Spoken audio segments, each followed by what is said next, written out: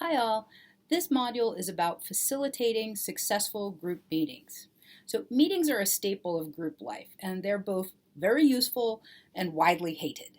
So a lot of groups and teams have regular meetings, as I'm sure you know from your own professional lives, and these meetings are important for not only sharing information, but also giving groups a chance to discuss ideas, brainstorm, or engage in idea generation and make decisions. Meetings are one of the key ways that groups accomplish their tasks, and if they're done well, meetings can also support a group's relational goals by fostering inclusion, demonstrating a supportive climate, and being sort of a public forum for sharing good news and positive feedback for the group. So as you see, meetings can be very important, but they are also sometimes terrible. Often people come to meetings without a clear sense of why they're there or what's expected of them or what the group hopes to accomplish. Sometimes meetings are poorly run, so they put the group's ineffectiveness on display, like if powerful group members use the meetings as a way to grandstand or otherwise engage in negative group behaviors. Sometimes meetings are called just for making announcements, which is actually a terrible idea because announcements are not something that require everyone to be co-present at the same time, usually, unless it's like a really big issue that needs further discussion by the group. So meetings like this are kind of what inspire the meme, I survived a meeting that could have been an email, right? So we all love to hate meetings in a way. Now, because this is an online course, all your meetings for your project in this class have been virtually, which makes them a little different from meetings that happen face-to-face, but of course, our remote work situation has caused a lot of organizations to rethink the design and purpose of meetings, and we've done lots and lots of meetings via different sort of technological platforms. So it's likely you have a lot of experience in meetings and you already have some ideas about what helps those meetings be effective or ineffective. Turns out it's actually pretty difficult to lead meetings well. The textbook chapter offers some really concrete and specific tools about how to run meetings, including how to make a group charter and a code of conduct, what responsibilities leaders and group members have before, during, and after meetings, and what group members can do to overcome kind of common obstacles to good meetings. The chapter also describes how to make a good meeting agenda, which is very important to clarify the purpose, describe when the meeting will start and stop, and indicate what will happen. And it also describes what meeting minutes are and why those notes are useful to the group. Now, you probably already have experience with some of those things, but it's useful to have it kind of summarized in one place. So there's another big deal for this this week or in this module, and that's this concept of facilitation. And I want to spend a little bit of time talking about that. So to facilitate means to make easy. And facilitators, that's their job. Their job is to try to make it easier for groups to accomplish a task. Now, being a facilitator is not always the same thing as being a leader. In fact, in some cases, it can be best if the facilitator is not the leader, especially if a group is frustrated with the leader or has some sort of hesitancy about contradicting the leader. If the leader has such power over the decision making, sometimes it's useful to have a facilitator who is a different person help design and run the meeting in order to help the group have an easier time at accomplishing its goals. So facilitators have the responsibility of designing meetings and then also leading meetings in ways that pay attention to the communication processes. While leaders have a lot of different responsibilities with their teams, facilitation is about process.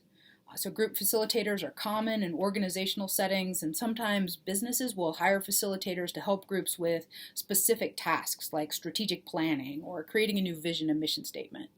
Facilitators are also pretty common in community settings where they engage people in meetings that are designed to help address complex problems, bring in a wide range of diverse perspectives, listen deeply to one another, and come up with generative, creative, inspired actions to address the issues at hand.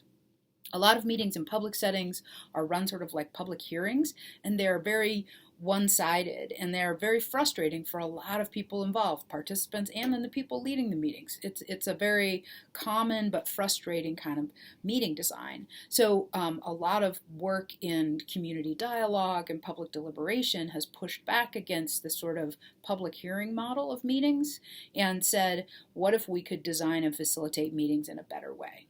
So I do a lot of this kind of community engaged work where I serve as a facilitator for local, like public dialogue events or inter-organizational collaborations. So being a facilitator in these settings involves a lot of pre-work to develop deep understanding of the issues at hand and figure out who the stakeholders are and work with them to bring people to the meeting and decide how to design the meeting in creative, engaging ways so we don't just reproduce the same old business as usual kind of situations. A big challenge in these meetings is to figure out the right level of structure. And facilitators do this through creating an agenda, through creating like communication guidelines or agreements that help say this is how we're going to try to be together in this meeting. Sometimes that has to do with like confidentiality, sometimes it has to do with listening and how we're going to use our speaking turns and all sorts of stuff like this. Facilitators also tend to use a different configurations, like a mix of small group discussion and larger conversations with the whole community there or across stakeholder groups. Sometimes you meet like within your small group and then mix up the small groups to bring in people from different places to talk together. So sometimes these conversations have like meetings with paper and markers on the table, sticky notes, even maybe sometimes little toys and things like this, and then materials to help capture what the groups are talking about. And there are a lot of different methods that are like designs such as World Cafe, Open Space, Circle Practice, which are just names for different kind of configurations and meeting designs that facilitators in communities and to some extent organizations can use to try to help make meetings different and use processes that help make it easier for groups to accomplish goals that otherwise they're not able to accomplish very well.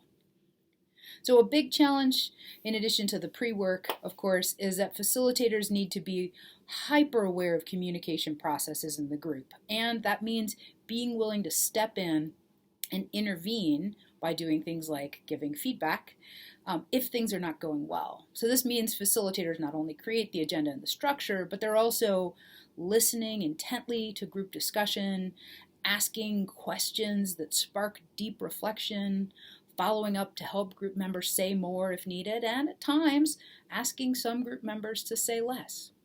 So being a good facilitator means orienting to the group task, to the relational communication, and the design of the process. Our readings for this module give you some examples of what this can look like in different situations, and I hope you find them interesting. And of course, I love talking about this kind of stuff, and am happy to talk more about any of these ideas or examples if you'd like. Okay, that's it for now. I hope you find this stuff interesting, and I look forward to reading your discussions and reflections about this work.